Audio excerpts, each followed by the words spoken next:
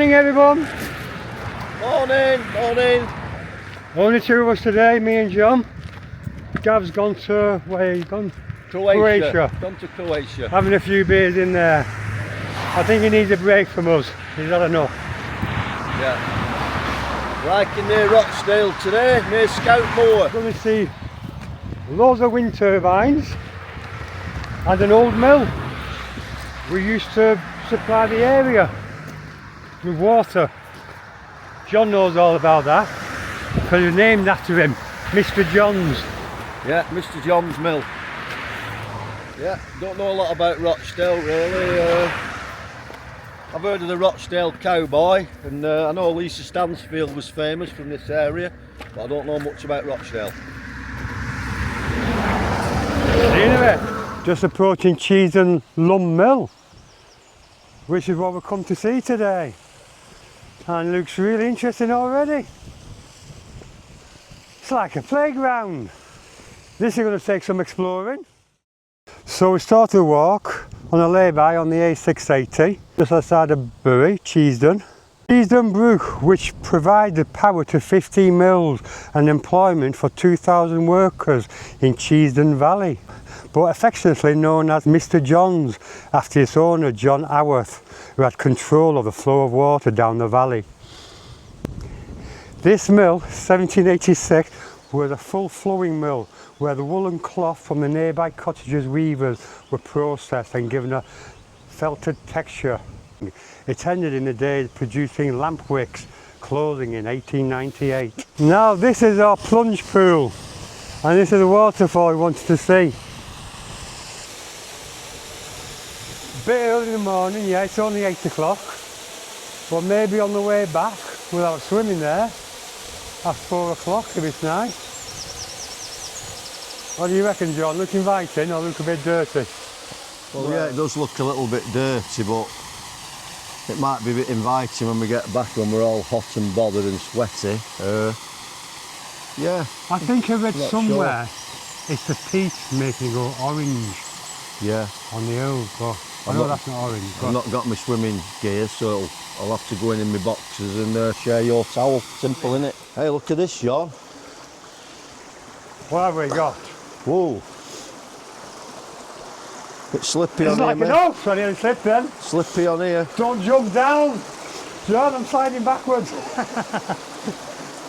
Yeah, this algae is very slippy.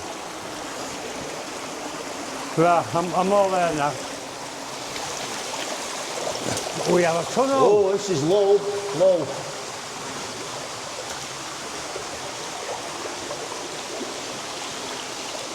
Look, Colin's having to stand up. It's a little bit higher here. Yeah. A little bit higher. Ah, that's better.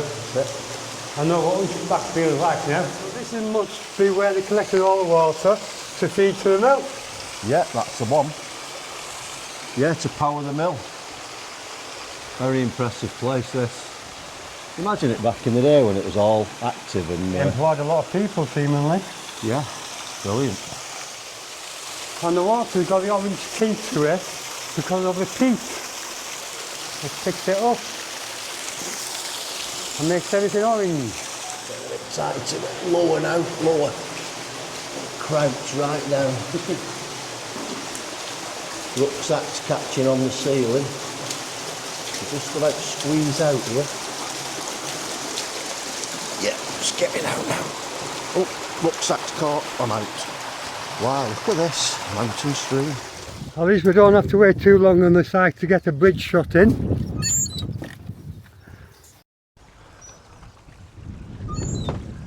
Not the best this one, but hey, I like it. Here we go again. Trying to sneak through someone's garden. Don't know. As Will says. Oh yeah. It's just come off the swallow. Put your hand in. Nice swallow. Eggs in there. Nice swallow nest up there. Eggs in there, or babies. So, eggs. Babies. Babies, yeah. Oh, baby swallow. Yeah, I would never think that was a public footpath right the way through the garden.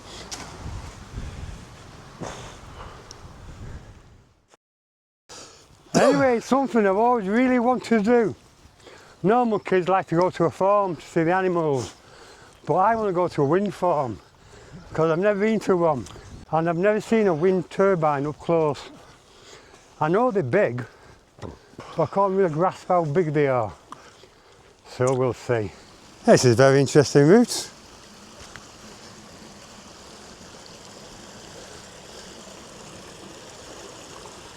I think John's having a pee. I better not film that. And pan round, see where we're going. Up there. Looks to be an old village up here. Loads of abandoned buildings. There's one here, one over there, and another one there. Get a bit close to the wind turbines now. You can hear the power of them whooshing around. When you get close to them, the immense size of them, and the sound sounds like an aircraft going overhead, fighter jet. I'm looking up now. That is high. What a view. We're just praying that they left the door open so we can climb to the top. Up there. Maybe it's a good idea not to go up. Unbelievably windy. We need a lot of wind though for these turbines. This is the future, renewables. I hope one of them blades don't fall off and hit us on the head. We won't have an head if one of them falls off. One of them falls off there, no head, head straight off. Yeah, stunning walk through the countryside. Somewhere a bit different. Bit of everything this walk has, like always. Now we're talking, some proper scrambling. Like being in Wales up to slate mines and the shale. Well, if that's how you pronounce it, 1866. It's a natural spring. Can you tell me anything about it, John? Aye, he left his mark on memory's page by striving might and main. For oud dialect int modern age to foster and sustain. That's in memory of Harry Craven though, isn't it? That's nothing to do with the well, is it? No, that's but nothing. Who's this Waugh anyway? Well, Edward Waugh. This well was dedicated to Edward Waugh, who was a famous Lancashire poet and dialect writer. He wrote stories and poems which reflected the lives of the people that lived in the area, by all accounts. And he was famous. And the best thing about it, they built the well whilst he was still alive, because that's 1866 and he died in 1890. Right, so and they he was built born it. in 1817. Brilliant. Yeah. Thank you, Edwin. Oh, you see these plaques here, Sean? Yeah. Well, they put plaques on these walls and they're dedicated to ramblers and walkers, like this guy here. He was a rambler and he was a naturalist, you see. Rambler and naturalist, and I think when our time's up, because we've done some serious rambling, We have. and we know our nature, we know our wildlife, we know our pubs, don't we know our pubs? I think they'll put plaques up to me and you. I'm not sure where they'll put them yet, but we will definitely have plaques. Here lies John and Sean, YouTube vlogist. Yeah, Vloggers. that'll be it. The vloggers of the year. And serious mountain scramblers. Good morning. We've not met anyone yet. You're the first person we've met all morning. Well, there's a woman with a dog. If you're going back down to Weedlefield, you'll... No, we're doing a circular back round. right, Are you local? cows. Are you local? No, I've come from Bolton now. Oh, Bolton. I'm running a walk. I'm leading a walk next week. Is that the Winterell over Where are there? you taking your walkers on you? So What? I'm taking them round This area? Well. Dearden Wood, Right, from Edenfield, Dearden Wood, Warswell, yeah, and then back down right. the road. It's a bit of a new area, Bleak Hole Sanctuary. bit of a new area for us. We do a lot of walking, but we've not really The been around this Warswell is area. good, isn't it? We've just been there. There's another little section Yeah. there. Yeah, we we've not saw the been. information there about Right, it. yeah. So, but it's just nice to get out and fresh Right. air and Definitely, you yeah. know, Yeah. You don't want to be doing this when it's sonking down with rain, No, though, do you? oh no, it's freezing cold. Yeah, middle of winter. Yeah, well, enjoy your walk. Yeah, and you, Cheers, pal. thank See you very ya. much for the info. Anyway, here's all the information about Edwin Waugh and 4 Edge Farm. Have you seen what it says, Sean? He got this Edge Farm to convalesce to curb his excessive drinking. Excessive drinking. I need a farm like that for me to curb my excessive drinking. Yeah, but have you seen all the pubs down the lane? There's loads of them. Yeah, we'll be going in one after, don't you worry. So he got away from the world, quiet up here, and this is where he wrote his best work at the farm. Talks to people like we've just spoke to. Yeah. And very getting their interesting. stories. See, we're just the same as them, aren't we? That's what we do. Yeah, it's fantastic. We just collect information and stick in a vlog. He used to stick in his books and his poems. This is really interesting, John. We're on the Moor Road. It's also known as the Cotton Famine Road, on account it was built during the cotton famine of the 1860s. The American Civil War saw a disruption in the cotton trade in which the local economy was based. Thousands of workers were thrown out of work. Parliament passed the Public Works Act, enabling work-creating projects to be undertaken with government assistance. The result was the laying of the stone sets to create a road over the moor. The present condition of the road is testament to their due diligence. And that is the Stone Set Road. And the soup agrees to us. Bah! Extremely interesting that. It's even still got the grooves. You can see the grooves in it where the old carts have come along and worn them away over the years. Look, it's going to go further here in a minute. Yeah, we'll have another look at them. Absolutely. You can see here the deep grooves caused by the horse and carts going over them for many, many years. Created a channel in like tram lines. Now it's an haven for mountain bikers. First major climb of the day, up to Cow Pillow, where we'll find a trig point and give it a rubber dub dub. Hopefully no bird poo in it this week. Cow Pillow trig point. First time we summited this one. Terence Brady, or Man of the Mountains, I'll see you in my dreams. Oh, how sweet. Fantastic that. Eating time after zoo. What are you eating, John? Well, I've got my usual hard-boiled eggs. Hens or ducks? Large hen's eggs today. Oh, then. Free range? Yeah. Travelling light today, so I've got Walker's ready salted and a little treat today, Sean. I've got Oh, dame, is it? a dime bar. Dime bar. What about that then? Bit of energy there. Yeah.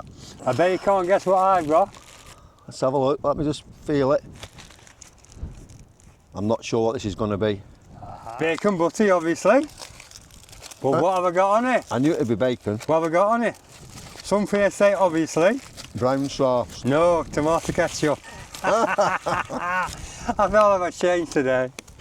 What, a bit of tomato ketchup. Oven bottom muffins though, I thought I'll try them toasted. Oh, they're the best. Oven bottom muffins, yeah? Yeah, double burnt oven bottom muffins with 3 rashers of bacon on. Yeah, not just any bacon, nitrate-free naked bacon. Supposed to be good for you. Just coming up here and what have you greeted us?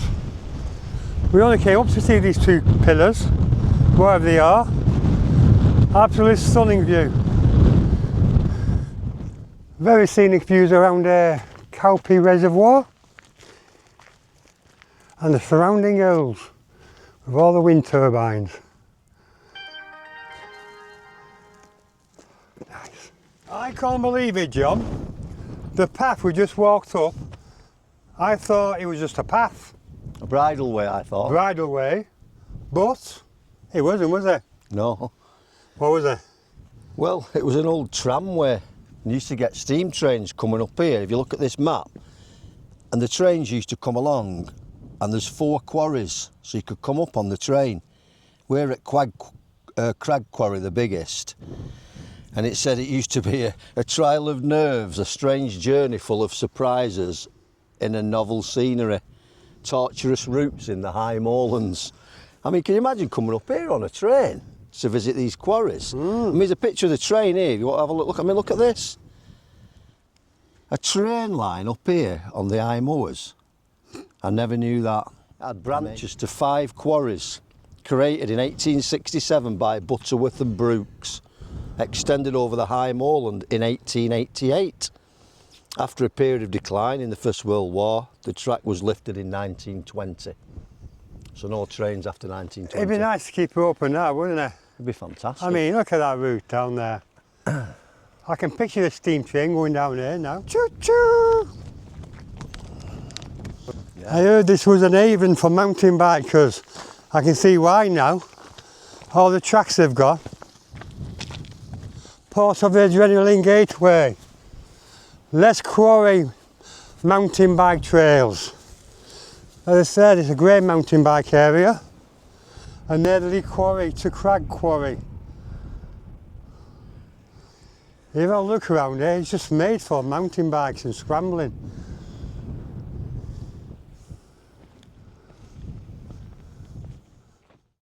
Cragg Eye level tank, and below Cowpea reservoir.